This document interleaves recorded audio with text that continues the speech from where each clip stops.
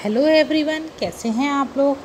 बच्चों, हम लोग आज अपनी यूनिट 4 जो है आपकी, यानी कि चौथी वाली जो आपकी यूनिट है केमिकल काइनेटिक्स, जिसे कहते हैं हम रासायनिक बलगतिकी, ये बेटा आज हम लोग स्टार्ट कर रहे हैं। बहुत ही इंटरेस्टिंग सा और बहुत ही मज़ेदार वाला चैप्टर है आपका।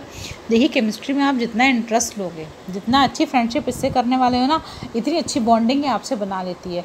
तो यू मस्ट कि आप अच्छे से उसको समझे हो, अच्छे से उसको फ्रेंडशिप करो। जितना अच्छे से उसको टाइम दोगे उतना अच्छा वो आपके क्लोज आती चली जाएगी, उतना अच्छा आपके दिमाग में फिट होती चली जाएगी। ठीक है, तो केमिकल काइनेटिक्स किसे कहते हैं? तो बेटा इसमें क्या होता है, हमारा कुछ अपने रिएक्शंस पड़ी हुई हैं। ठीक है, जो रिएक्शंस होती हैं हमारी, रिएक्शंस की जो उनकी वेग होता है, यानी कि कितनी स्पीड से वो हो रही हैं, रिएक्शंस का वेग, उस वेग पर अलग अलग फैक्टर्स, यानी कि आपकी कंसंट्रेशन हो गई, टेम्परेचर हो गया, प्रेशर हो गया, कैटलिस्ट कौन कौन से यूज़ कर रहे हो, बहुत सारे इस टाइप की कंडीशंस होती हैं। तो ये सब कंडीशन जो होती हैं, इनका उस पर प्रभाव, रिएक्शन पे क्या प्रभाव हो रहा है और उस रिएक्शन की पूरी प्रोसेस क्या है, इन सब का जो हम स्टडी करते हैं वो करते हैं हम केमिकल काइनेटिक्स के थ्रू। केमिकल काइनेटिक्स मीन्स कि आप किसी भी रिएक्शन को डीपली उसको आप समझ रहे हो, उसकी स्पीड कितनी है, उसका दर कितना है, वेग कितना है, उस वेग पर होने वाले जो आपके फैक्टर्स हैं उसमें उसका प्रभाव कितना है, उस रिएक्शन की मैकेनिज्म क्या है, ये सब हम स्टडी करते हैं केमिकल काइनेटिक्स के अंदर। ठीक है, तो चलिए सबसे पहले इसको स्टार्ट करते हैं बच्चों। हम देखिए, इसको अगर हम समझेंगे इजी लैंग्वेज में तो कैसे करेंगे बेटा। तो बहुत इजी लैंग्वेज में मैंने आप लोगों को समझाने की कोशिश करी है। रसायन विज्ञान की वह शाखा जिसके अंतर्गत रसायन अभिक्रियाओं के वेग मीन्स उनकी रेट, कितनी तेज़ी से वो हो रही हैं, परफॉर्म हो रही हैं, फिर वेग पर विभिन्न कारकों का प्रभाव। अब कारक कौन कौन से कारक हैं हमारे यहाँ पर? सांद्रता, एग्जाम्पल दे रखा है मैंने, सांद्रता, ताप, है ना, दाब, कैटालिस्ट, उत्प्रेरक, इन सब चीज़ों का और भी होते हैं, इनके अलावा एटसेट्रा भी है। तो ये सारे प्रभाव, इनके प्रभाव और उस रिएक्शन की क्रियाविधि का अध्ययन जहाँ हम करते हैं उसको बोलते हैं रासायनिक बलगतिकी। 3 चीज़ों का कर रहे हैं बच्चों, फिर देखना आप 3 चीज़ें कौन कौन सी हैं हमारी। 3 चीज़ों करेंगे। पहला है आपका विक्रिया का वेग, ठीक। नेक्स्ट है वेग पर विभिन्न कारकों के प्रभाव, सेकेंड पॉइंट। और थर्ड है आपका अभिक्रिया की क्रियाविधि। इन 3 चीज़ों का, एक रिएक्शन को पकड़ के उन 3 चीज़ों का जब हम स्टडी करते हैं, 3 चीज़ें कौन कौन सी हो गई? वेग हो गया, वेग पर डिफरेंट फैक्टर्स का इफेक्ट हो गया, और तीसरा हो गया रिएक्शन का मैकेनिज्म, रिएक्शन कैसे हो रही है। ये 3 चीज़ों की जहाँ हम स्टडी करते हैं बेटा, उसी को हम केमिकल काइनेटिक्स कहते हैं। बहुत ईजी सी लैंग्वेज में, बहुत आराम से समझो। ऐसे नहीं समझ में आ रहा, तीनों आप पॉइंट में लिख लो। अभिक्रियाओं का वेग, वेग पर कारकों का प्रभाव और अभिक्रिया की क्रियाविधि, 3 चीज़ों की स्टडी करते हैं। ये शाखा ही हमारी केमिकल काइनेटिक्स या रासायनिक बलगतिकी कहलाती है। समझ में आ गया बच्चों? इस डेफिनेशन को याद कर लेना, पता होना चाहिए इसमें हम पढ़ते क्या क्या है। ठीक है, अब देखिए बेटा, इसमें आपकी जो ये रिएक्शन होती है, आप लोगों ने रिएक्शंस पढ़ी हुई हैं, अभिक्रियाएँ। अभिक्रियाएँ मोस्टली आपकी 3 टाइप की होती हैं बेटा। एक होती है आपकी फास्ट रिएक्शन, तीव्र रिएक्शन, सेकेंड होती है मंद रिएक्शन, और थर्ड होती है अति मंद रिएक्शन, यानी कि fast, slow and very slow. ये 3 टाइप की रिएक्शंस आपकी होती हैं। अब 3 टाइप की रिएक्शन आप कैसे समझते हो? देखिए, आप लोगों ने केमिस्ट्री लैब में फर्स्ट ईयर में भी प्रैक्टिकल्स किए हैं। तो जहाँ पर आपका प्रेसिपिटेट होता है, यानी कि आप क्या करते हो, कोई भी चीज़ ऐड करने पर आपका प्रेसिपिटेट क्या होता है, जो नीचे बैठ जाता है टेस्ट ट्यूब के अंदर, एक ड्रॉप टपकी और आपका प्रेसिपिटेट का कलर चेंज हो गया, ये आपकी फास्ट रिएक्शन में आती है, तीव्र रिएक्शन जो होती है। ठीक है, ये होती है तीव्र रिएक्शन के अंदर, यानी कि वो रासायनिक अभिक्रियाएँ होती हैं जो बहुत फास्टली, क्विकली कंप्लीट हो जाती हैं। एक हल्का सा एसेंस मिला, उसने तुरंत परफॉर्म कर दिया, ये होती है फास्ट रिएक्शन, तीव्र रिएक्शंस। ठीक है, इनका जो वेग होता है बेटा बहुत ज़्यादा तेज़ होता है। ठीक है, क्योंकि तेज़ होने की वजह से बहुत जल्दी से परफॉर्म कर देती है। रीज़न क्या होता है? रीज़न ये होता है बेटा कि इनके अंदर जो होते हैं बॉन्ड्स टूटते नहीं हैं। इस रिएक्शन को करने में अगर बॉन्ड टूटेंगे, दोबारा बनेंगे, कंबाइन होंगे, टाइम लगता है। इसमें बॉन्डिंग चेंज नहीं होती, इसलिए आपकी रिएक्शन फास्ट रिएक्शन हो जाती हैं। इसके अंदर कौन कौन सी रिएक्शन होती है? सारी आयनिक रिएक्शंस जितनी होती हैं वो सब आपकी फास्ट रिएक्शन होती हैं। आयनिक रिएक्शन यानी कि पॉजिटिव आयन, नेगेटिव आयन वाली, यानी कि आप इसे कह सकते हैं न्यूट्रलाइजेशन, है ना, या फिर प्रेसिपिटेशन, ये सारी रिएक्शन आपके फास्ट रिएक्शन में आती हैं। सेकेंड होता है आपका इसमें मंद रिएक्शन या स्लो रिएक्शन। स्लो रिएक्शन कौन सी होती है बच्चों?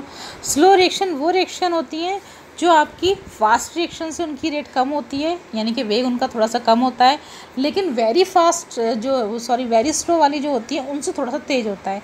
यानी कि इन रिएक्शंस की जो रेट होती है, इनकी जो स्पीड होती है, बहुत स्लो नहीं होती, बहुत तेज़ नहीं होती, 20 की स्पीड पकड़ के रिएक्शंस चलती हैं।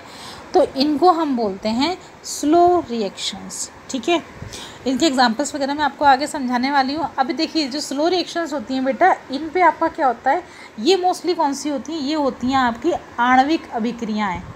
आणविक कौन सी होती है, मॉलिक्यूलर रिएक्शन जितनी होती हैं वो होती हैं आपकी आणविक अभिक्रियाएँ। इसमें क्या होता है, इसमें बेटा सहसंयोजक जो बॉन्ड होते हैं, आपके कोवलेंट बॉन्ड होते हैं, वो आपके टूटते भी हैं और दोबारा बनते भी हैं।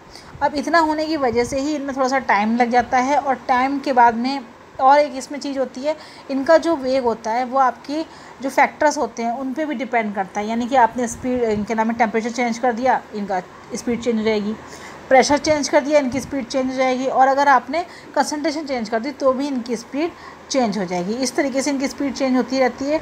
और जनरल स्लो रिएक्शंस के बारे में ही हम केमिकल काइनेटिक्स में पढ़ते हैं। ठीक है, ये तो हो गई केमिकल उसकी आपकी स्लो रिएक्शन की बात। अब आती है आपकी वेरी स्लो रिएक्शन कौन सी होती है बेटा। तो जो वेरी स्लो रिएक्शन या अतिमंद अभिक्रियाएं हैं वो कौन सी होती हैं। कुछ रिएक्शंस ऐसी होती हैं बेटा जो आपका बहुत स्लोली परफॉर्म करती हैं, बहुत स्लोली परफॉर्म करती हैं। यानी कि जैसे कि आप इस तरीके से समझो, आप लोग अचार देखा होगा, मम्मी लोग अचार डालती हैं घर में, तब क्या होता है, डाल के उन्होंने रख दिया, डेली धूप में रखना, डेली अंदर करना, नमी से बचाना, बहुत दिन तक उसमें कोई चेंजेस नहीं दिखते हैं। यानी कि बहुत लंबा टाइम ले लेती हैं। कभी कभी क्या होता है, कई सारे ईयर्स, ये तो अचार की बात हो गई, कुछ रिएक्शंस ऐसी भी होती हैं जो कई सारे ईयर्स तक कोई हमें दिखता नहीं, उसमें केमिकल चेंज हो रहा है नहीं हो रहा है, बहुत साल लग जाते हैं किसी रिएक्शन को होने में, तब उसको हम बोलते हैं वेरी स्लो रिएक्शन। यानी कि बहुत ज़्यादा दिन या बहुत ज़्यादा साल लगाने वाली जो रिएक्शन होती हैं उनको हम बोलते हैं वेरी स्लो रिएक्शन। इसका एग्जाम्पल आपका आगे पढ़ते हैं हम लोग, इन चीज़ों के एग्जाम्पल्स। बेटा आपको फास्ट, स्लो और very slow reactions I think समझ में आ गई होंगी, तो चलिए इनको हम डिटेल में स्टडी अब कर लेते हैं। तो बच्चों, हम लोग आ रहे थे सबसे पहले तीव्र अभिक्रियाओं पे, यानी कि फास्ट रिएक्शन कौन सी होती हैं। फास्ट रिएक्शन जो होती हैं आपकी बहुत ज़्यादा तेज़ी से कंप्लीट हो जाती है, बहुत ही इनमें टाइम जो है आपका कम लग रहा होता है, आप एज्यूम नहीं कर सकते इतनी तेज़ी से ये वाले काम आपके हो जाते हैं। और एक चीज़ मैं आपको बता दूं बेटा कि मोर देन, मतलब आप मान सकते हैं कि लेस देन 10⁻³ 10⁻³ सेकेंड, इससे भी कम टाइम में जो रिएक्शन परफॉर्म हो जाती हैं वो आपकी फास्ट रिएक्शन में आती हैं। मोस्टली ऐसा ही होता है, 10⁻³ है बेटा, ये इससे कम टाइम में या इसके इक्वल टाइम में या मोस्टली इससे कम टाइम में ही परफॉर्म होती हैं, उनको ही हम तीव्र अभिक्रियाएं कहते हैं। और ऐसी होती कौन सी हैं, जितनी आपकी आयनिक रिएक्शंस हैं, यानी कि जिसमें आपके आयंस बनते हैं, पॉजिटिव आयन और नेगेटिव आयन, वो आपकी फास्ट रिएक्शन में आती हैं।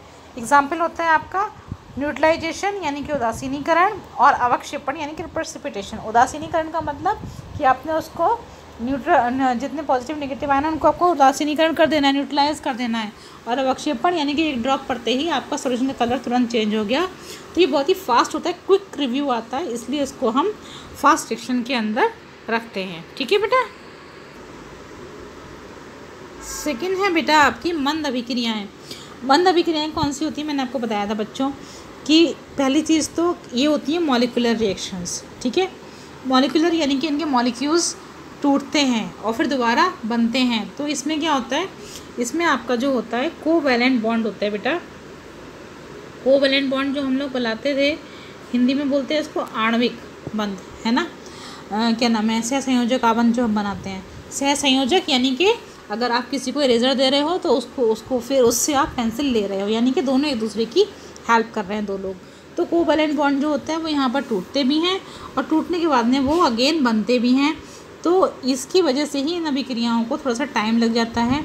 और ये वो अभिक्रियाएँ होती हैं जो कुछ इनमें जो टाइम लगने वाला होता है बेटा, वो क्या होता है, हो सकता है कुछ मिनट्स में कंप्लीट हो जाए, मिनट लग सकते हैं, मे बी पॉसिबल कुछ घंटे भी लग सकते हैं, लेकिन उससे ज़्यादा टाइम इसमें नहीं लगता है। ठीक है, तो कुछ घंटे या मिनटों में कंप्लीट होने वाली रिएक्शंस होती हैं ये। तो देखिए फास्ट रिएक्शंस कौन सी थी, जो आपकी कुछ सेकंड में परफॉर्म होती हैं। अब स्लो रिएक्शन कौन सी हो गई, कुछ आवर्स लग सकते हैं, कुछ मिनट्स लग सकते हैं। तो उसमें परफॉर्म होने वाली, कंप्लीट होने वाली रिएक्शंस होती हैं। इनकी जो वेलोसिटी, जो वेग होता है, वो आपका टेम्परेचर प्रेशर और कंसंट्रेशन, या इन द प्रेजेंस ऑफ कौन सा आपने कैटलिस्ट यूज़ किया है, इन सब चीज़ों के चेंजिंग पर डिपेंड करता है। ठीक है, यानी कि आपने प्रेशर चेंज कर दिया, इसकी स्पीड चेंज हो जाएगी। आपने दाब चेंज, प्रेशर क्या नाम है, टेम्परेचर चेंज कर दिया, प्रेशर चेंज कर दिया, आपने कंसंट्रेशन चेंज कर दी, तो क्या होगा, आपके उसमें मॉलिक्यूल्स ज़्यादा हो जाएंगे। मॉलिक्यूल ज़्यादा होने की वजह से आपके bond, number of bond change हो जाएंगे, फिर आपकी रिएक्शंस की जो स्पीड है वो अगेन चेंज हो जाएगी। तो इसकी वजह से इसको हम स्लो रिएक्शन कहते हैं। ठीक है, और मेनली जो हमने पढ़ा था रासायनिक बल गतिकी, अभी केमिकल काइनेटिक्स, उसके थ्रू हम जो स्टडी करेंगे वो भी अपनी मंद अभिक्रियाओं की ही करते हैं, क्योंकि इसको परफॉर्म होने में कुछ टाइम थोड़ा सा लगता है। ठीक है, तो उसको हम रासायनिक बल गतिकी कहते हैं। ये हो गई आपकी मंद रिएक्शन। इसके एग्जाम्पल मैंने आपको 2 दिए हुए हैं बच्चों, यहाँ पर देखो किस तरीके से।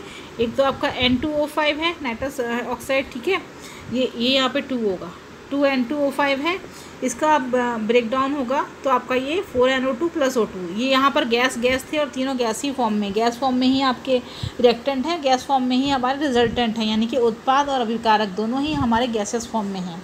सेकेंड रिएक्शन है आपकी हाइड्रोजन परऑक्साइड की। हाइड्रोजन परऑक्साइड से आपका वाटर और ऑक्सीजन बन गया। यहाँ पर क्या है, यहाँ पर आपका सारे के सारे सेम कंडीशन में नहीं है, अलग अलग कंडीशन में है, गैस भी है, लिक्विड भी है, इसलिए मैंने आपको 2 रिएक्शंस आपकी अलग अलग तरीके की इसमें शो कर दी हैं। तो ये हो गई बच्चों आप लोगों की मंद अभिक्रियाएँ, यानी कि स्लो रिएक्शंस, जिनका स्टडी ही हम केमिकल काइनेटिक्स के अंदर करने वाले हैं आगे। ठीक है, तीसरे तरीके पे आते हैं बेटा। तीसरा वाला है हमारा, वो रिएक्शंस होती हैं जो बहुत स्लो प्रोसेस करती हैं, बहुत टाइम तक उनमें कोई चेंजेस नहीं होते हैं, कभी कभी कई दिनों तक, कभी कभी कई वर्षों तक। हमको उसको अगर हम देखते रहेंगे हमको लगता है इसमें कोई चेंज आ ही नहीं रहा है। ठीक है, जैसे अचार बनने की प्रोसेस मैंने आपको बताई थी, बहुत दिनों तक लगता है हमको रखा है आम, लेकिन वैसे ही हैं, 3 दिन 4 दिन 5 दिन 8 दिन, एटलीस्ट बहुत टाइम लगता है उसको तैयार होने में। इस तरीके से ही ये मैंने एक एग्जांपल दिया, ये रिएक्शन इसकी है नहीं। ठीक है, लेकिन अतिमंद अभिक्रियाओं में आप इसको कंसीडर कर सकते हो। इस तरीके से अतिमंद वेग से जो रिएक्शंस होती हैं, अल्टीमेटली वो ऑयल जो होता है उस आम को चेंज कर ही देता है। ठीक है, तो अतिमंद अभिक्रियाएँ जो कई साल तक, कई वर्षों तक भी नहीं होती, कभी कभी कुछ घंटों तक नहीं होती, कभी कभी कुछ दिनों तक नहीं होती, यानी कि इनको परफॉर्म होने के लिए हमें काफ़ी टाइम तक वेट करना पड़ता है, वो आपकी अतिमंद यानी कि वेरी स्लो रिएक्शंस कहलाती हैं। ठीक है, अब इनका रीज़न क्या होता है कि बहुत इसका जो, क्योंकि बहुत ज़्यादा टाइम लगता है बेटा इनको होने में, इसलिए हम इनकी स्टडी नहीं करते। आप कहोगे इसकी स्टडी हम क्यों नहीं करते, मंद अभिक्रियाओं की क्यों करते हैं? इसकी स्टडी इसलिए नहीं करते बेटा, कभी कभी इनको होने में सालों लग जाते हैं, तो सालों के हिसाब से हम वेट नहीं कर सकते, एक क्लास को हम सालों परफॉर्म करते हैं रिएक्शन को और उसकी स्टडी करते रहें। ठीक है, इसका एग्जाम्पल है बच्चों आपके लिए उत्प्रेरक की अनुपस्थिति में। ठीक है, इसका एग्जाम्पल है बेटा उत्प्रेरक की अनुपस्थिति में आप इसमें कर रहे हैं हाइड्रोजन और ऑक्सीजन के संयोग से वाटर का बनना। ये हो गया इसका एग्जाम्पल। तो आपने 3 तरीके की रिएक्शंस हमारी कंप्लीट हो गई हैं बेटा। यहाँ पर आगे हम पढ़ लेते हैं अभिक्रिया का दर या वेग किसे कहते हैं। अभिक्रिया का दर या वेग किसे कहेंगे बच्चों? तो देखिए, वेग जो होता है वो हमेशा, जैसे हम अगर चाल के हिसाब से पढ़ें तो हमारी गाड़ी की अगर हम चाल पढ़ते थे तब उसमें क्या करते थे, डिस्टेंस अपॉन टाइम, ऐसे ही तो पढ़ते थे, है ना, चाल बराबर दूरी बटे समय, इस तरीके से करते थे। यहाँ पर क्या है, यहाँ पर हम डिस्टेंस तो कवर नहीं कर रहे हैं, लेकिन क्या कर रहे हैं, क्योंकि इसमें चेंजेस होते हैं तो यहाँ पर हम चेंज अपॉन टाइम लेते हैं। अब चेंज किसका लेने वाले हैं, चलिए आगे स्टडी कर लेते हैं। फिर थोड़ा सा बच्चे छोटा हो गया है, आपको नहीं समझ आए, बड़ा कर करके स्क्रीनशॉट ले लेना, बड़ा करके काम कर लेना इसको। ठीक है, आई थिंक कुछ ज़्यादा छोटा हो गया ये। चलिए, तो इसको हम कैसे करते हैं बेटा, देखिए, इकाई समय में किसी भी रिएक्शन में 2 चीज़ें होती हैं। पहली चीज़, एक तो होते हैं रिएक्टेंट जो रिएक्ट करते हैं, नेक्स्ट होता है प्रोडक्ट जो हमारा बनता है रिएक्शन से। तो रिएक्टेंट्स को हम अभिकारक कहते हैं बच्चों, और जो रिजल्टेंट बनता है उसे कहते हैं उत्पाद, यानी कि अभिकारकों ने रिएक्शन करके उत्पाद को बनाया, रिएक्टेंट रिएक्ट करके प्रोडक्ट को बनाते हैं। ठीक है, तो इकाई समय में, मैं थोड़ा सा इसको बड़ा कर देती हूँ बेटा, इकाई समय में अभिकारक या उत्पाद की सांद्रता, ठीक है, में होने वाले परिवर्तन को रासायनिक अभिक्रिया का दर या वेग कहते हैं। इकाई समय में किसी भी अभिकारक, या देखिए 2 चीज़ें होती हैं रिएक्शन में, अभिकारक या उत्पाद। तो यूनिट टाइम में, यानी कि 1 सेकंड का टाइम लेंगे, इकाई समय में किसी अभिकारक या उत्पाद की सांद्रता में होने वाले परिवर्तन को हम क्या कहते हैं, रासायनिक अभिक्रिया की दर या उसका वेग कहते हैं। ठीक है। अब मान लीजिए यदि डेल्टा टी टाइम में, ठीक है, यदि डेल्टा टी टाइम में हमारे पदार्थ की जो सांद्रता है उसमें परिवर्तन डेल्टा सी, क्योंकि सांद्रता परिवर्तन तो जैसे हमने सी फॉर कंसंट्रेशन ले लिया, तो अब क्रिया की दर क्या होगी। ये देखिए टाइम हो गया डेल्टा टी और ये हो गया डेल्टा सी, तो हम इसमें क्या करने वाले हैं आगे, ट्विस्ट देखो। तब हमारी अभिक्रिया की औसत दर हो जाएगी सांद्रता में परिवर्तन अपॉन समय में परिवर्तन। सांद्रता में परिवर्तन किसके साथ हो रहा है, समय में परिवर्तन के साथ हो रहा है, तो सांद्रता में परिवर्तन अपॉन समय में परिवर्तन। सांद्रता परिवर्तन हमने कितना लिया था, डेल्टा सी, ठीक है, और समय में लिया था हमने डेल्टा टी, ऐसे ही तो करा था। तो इसका अगर हम रिएक्शन बनाएंगे औसत दर, तो ये हमारी हो जाएगी delta C upon delta T. यही हमारा इसका फॉर्मूला होता है कि यदि डेल्टा टी टाइम में पदार्थ की सांद्रता में परिवर्तन डेल्टा सी हो तो अभिक्रिया की दर delta C upon delta T होती है। ठीक है बच्चों, इतना क्लियर हो गया आप लोगों को।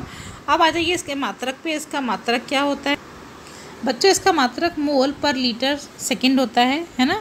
मोल पर लीटर सेकंड हो सकता है, मोल पर लीटर मिनट हो सकता है, और क्या नाम है आपका जो ये, इसको अगर हम पर हटा देंगे तब मोल लीटर -1 और सेकंड -1, क्यों, क्योंकि इसको हमने पर यानी डिवाइड से हटा दिया, तभी दोनों चीज़ें आपके ऊपर आ जाती हैं।